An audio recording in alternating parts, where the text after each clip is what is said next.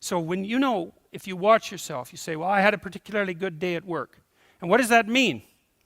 Well, it means that you lost your sense of time, right? Because when you're having not a good day at work, it's like, first it's 1 minute to 3, and then it's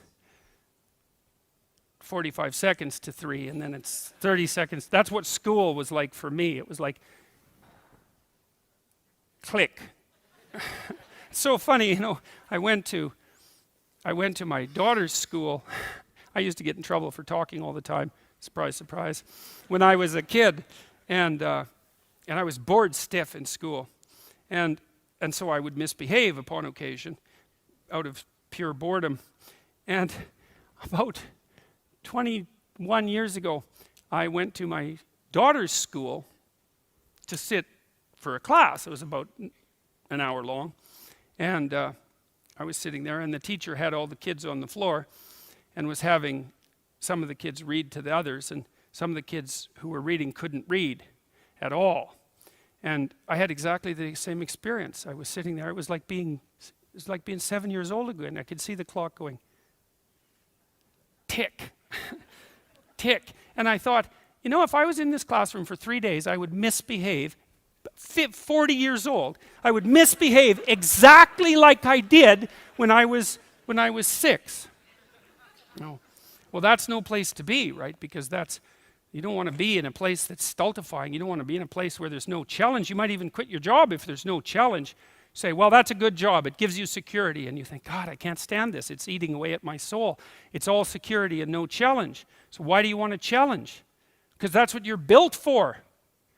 That's what you're built for. You're built to take on a maximal load, right? Because that's what strengthens you, and you need to be strong because life is extraordinarily difficult, and because the evil king is always whittling away at the structure of the state, and you have to be awake and sharp to stop that from happening so that you don't become corrupt, and so that your family doesn't become corrupt, and so that your state doesn't have to become corrupt. You have to have your eyes open and your wits sharp and your words at the ready, and you have to be educated, and you have to know about your history, and you have to know how to think, and you have to know how to read, and you have to know how to speak, and you have to know how to aim, and you have to be willing to hoist the troubles of the world up on your shoulders. And what's so interesting about that, so remarkable, and this is something that's really manifested itself to me as I've been doing these public lectures. I've been talking about responsibility to people, which doesn't seem to happen very often anymore, and the audiences are dead quiet.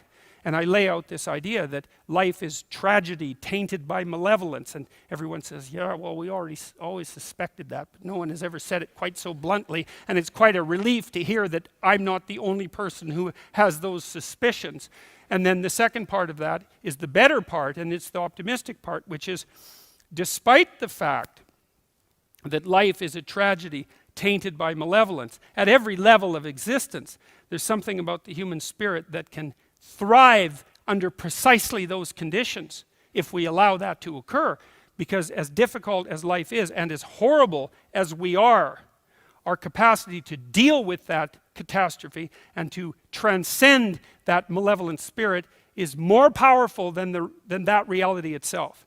And that's the fundamental issue. I think that's the fundamental issue of the Judeo-Christian ethic, with its emphasis on the divinity of the individual. As catastrophic as life is, and as malevolent as people can be, and that's malevolent beyond belief, fundamentally. A person has in spirit the nobility to set that right and to defeat evil. And that more than that, and that the antidote to the catastrophe of life and the suffering of life and the tragedy of life that can drive you down and destroy you is to take on exactly that responsibility and to say, well, there's plenty of work to be done, and isn't that terrible? And there isn't anything so bad that we can't make it worse, and certainly try very hard to do so, but I have it within me to decide that I'm going to stand up against that. I'm going to strive to make the world a better place. I'm going to strive to constrain the malevolence that's in my own heart, and to set my family straight, and to work despite my tragic lot for the betterment of everything that's in front of me. And the consequence of that, the immediate consequence of that, is that when you make the decision to take on all of that voluntarily, which is to stand up straight, by the way, with your shoulders back, to take on that, all that on voluntarily. As soon as you make that decision, then all the catastrophe justifies itself in the nobility of your striving. And that's what it means to be an individual. Okay, so the question is, why do people pursue rewards that don't produce this resonance? They don't have a value hierarchy. So Pleasure Island, it's a good example. Those kids that were brought there were lost. So they didn't have anywhere to go, they didn't have an identity. So they default to local pleasure. And that's better than none. Although the problem with local pleasure, well, as the narrative made clear, is that you better look out if you're impulsive, because it's going to kick back on you hard. And the reason is, you're only considering the immediate time frame. And the problem is that things propagate across all the time frames. And so just because something works really well this second, cocaine for example, doesn't mean that it's a tenable solution to the class of all problems. So usually, often, people pursue local pleasure because that's the best they can imagine, it's the best they've been taught, they don't see another alternative. So it could be ignorance, it can be they don't want to adopt the responsibility, because part of the problem with working at every level of the hierarchy simultaneously is that it's like dancing to a very complex waltz, let's say. You have to be paying attention to a very large number of things simultaneously and doing things right. It requires responsibility. And so, you know, it's a pain, it's a weight. Part of the reason people drink alcohol is to get rid of their responsibility. I mean, that's, you know, you hear people drink because they have problems. It's like, yeah, no. Some people drink because they're anxious, and alcoholics drink because they're in withdrawal. But young people drink because they're sick and tired of being responsible, because it's annoying. It's like, so I'll drink enough, I won't care about the medium to long-term consequences, because alcohol, that's exactly what alcohol does. It doesn't make you ignorant of the medium to long-term consequences, but it makes you not care about them. And partly it's because it dampens anxiety. So it dampens anxiety, leaves your positive emotion circuits intact, so then you can go out there and do stupid fun things, and that's a party, really. Let's go do stupid fun things. That's a party. But the medium to long-term consequences are, it's risky. It doesn't mean you shouldn't do it, but it's risky. So, yeah, they don't know better. That's the answer, I would say. So, your unconscious value structures determine the direction and content of your perceptions. And so it's built right into the way you move your eyes, because you tend to look at things you value, right? Or at things you're afraid of. Like, you look at things with valence, and part of the decision about what has value is dependent on the implicit structure of your moral system, because morality is about what's good and what isn't, and that's been partly a conscious construction of you, but it's partly something you've picked up by interacting with people like mad ever since you were born. You don't know all the rules any more than the damn cricket did. You just don't, and you can't, because you're too complicated. But you act them out, and then you also have representations of how people act in your imagination. Dreams are, that's what a dream is, that's what a fantasy is, that's what that little movie that plays inside your head when you remember what you did is, and you only remember the gist, you know. So even the imagistic representation of your behavior in your past, which is basically your episodic memory, it's already selecting and molding and turning it into a relatable story. It can't help but do that. It's the only way you can represent it. And so you don't know how you do that or why you do that, but part of it's governed by this implicit morality that's part of your procedural memory system, part of the way you act and part of the way you move your eyes and listen to things and focus on them. And that's all being instantiated inside of you because of this immense social, your biology, but also this immense social project that you're continually engaged in. And so that informs what you remember, it informs what you imagine, it informs what we collectively imagine, it informs what we can collectively understand. And partly what you're doing while you become conscious of yourself is to map the implicit structures that already constitute you from society into explicit representation. That's what self-understanding means. And you know, when you have that moment of insight about something you've done, it's like you're watching this repetitive behavior that you've manifested, probably that got you in trouble. You know, it's your characteristic way of falling accidentally into chaos, and you talk about it, and your problems, you talk about them with your friends, you talk about them, and maybe you have dreams about them, and you're trying to relate them, and you have memories about them that you can't get rid of because they're negatively toned, and so you talk about them, and then someone comes up with a little statement that links them together causally, and you think, aha, that's what I'm doing. And then maybe you can stop doing it, or at least maybe then you can think up some strategies for not doing it anymore.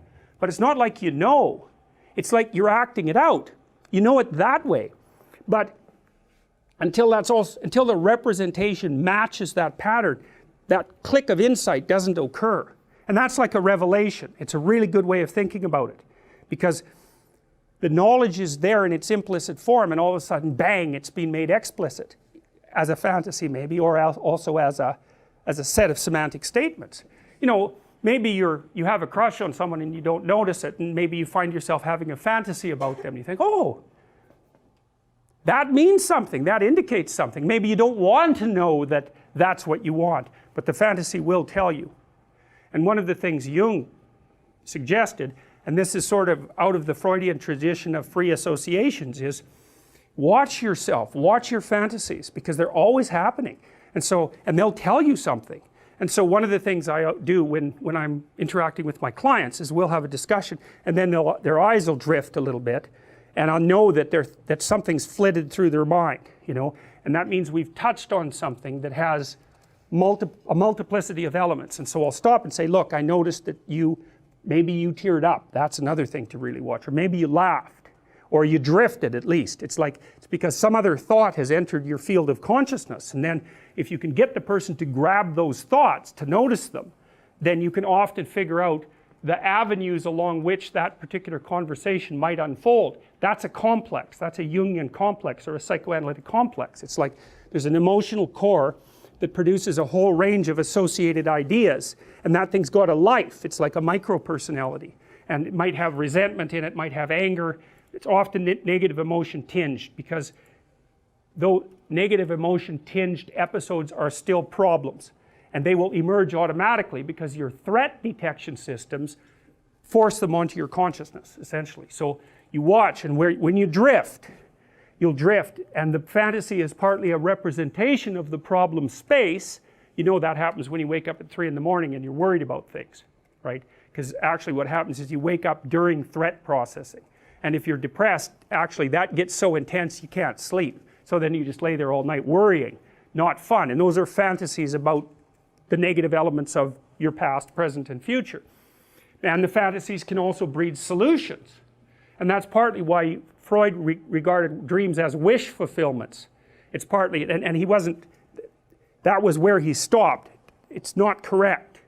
It's partially correct. It's like the fantasy will provide you with a problem and a potential solution, but they're more like problem identification mechanisms, the fantasies, with the possibility of a solution built in. And so a way of thinking about that is that you can generate potential futures. So they're like each segregatable environments according to the rules of your fantasy. Then you can generate little avatars of yourself that inhabit each of those little universes, and you can run them as simulations. And then you can watch what happens in the simulation, and if it's a catastrophe, then you don't have to act it out.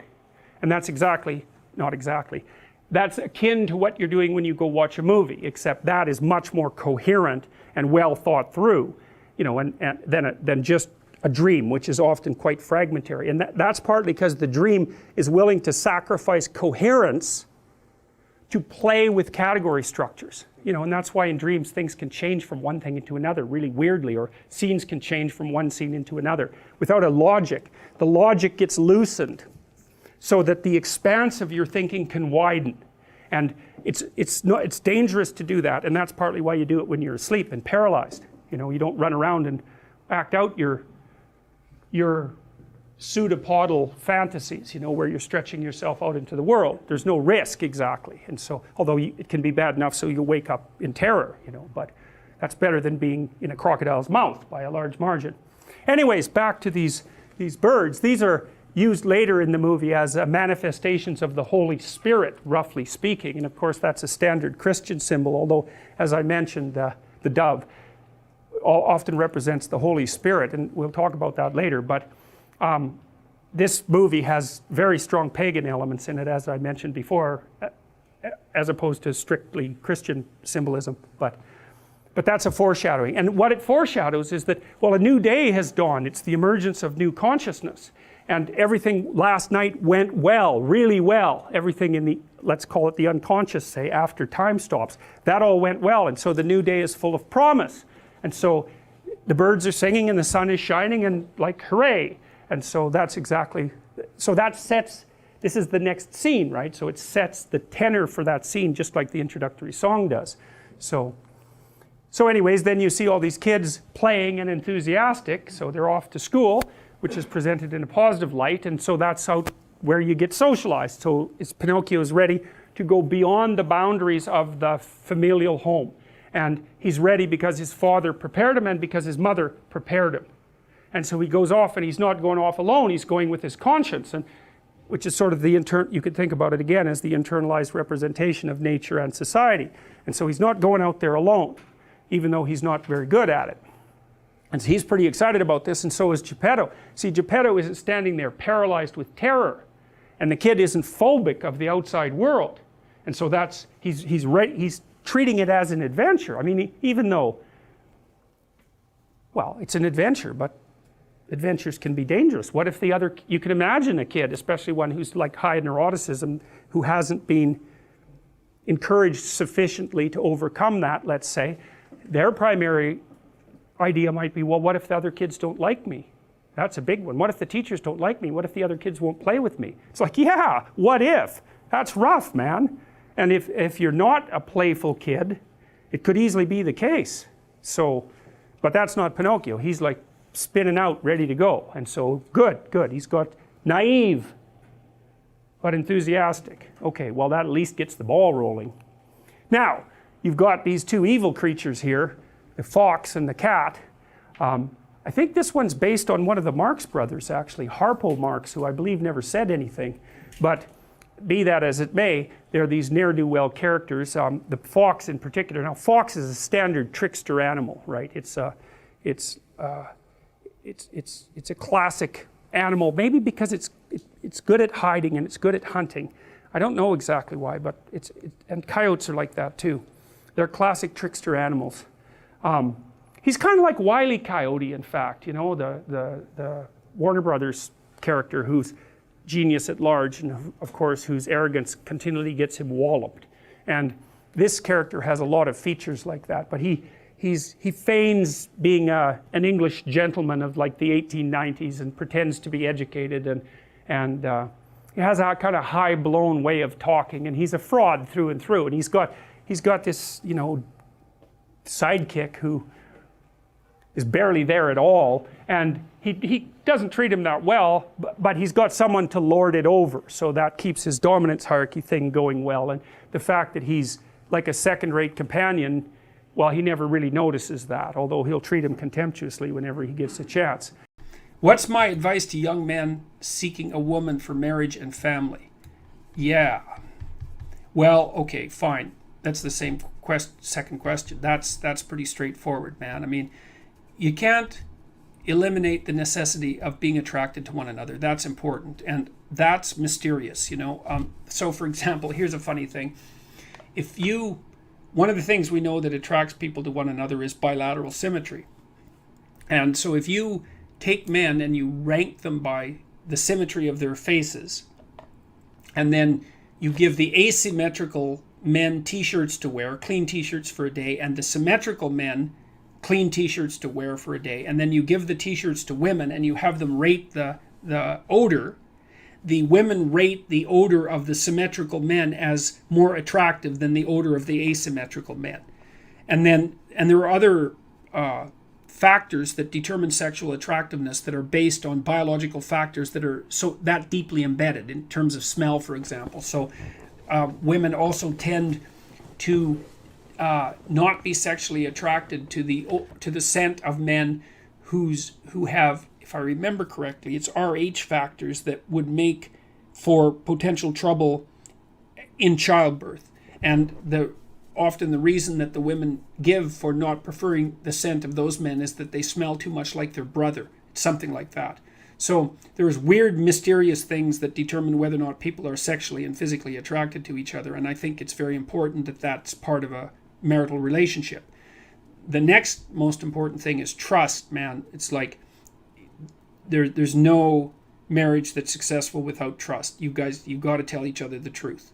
And one of the reasons that Jung believed that marriage and an oath and Carl Jung as a bond was necessary, it's really wise. It's like, telling the truth to someone is no simple thing, because there's a bunch of things about all of us that are terrible and weak and reprehensible and shameful and all of those things, and they kind of have to be brought out into the open and dealt with.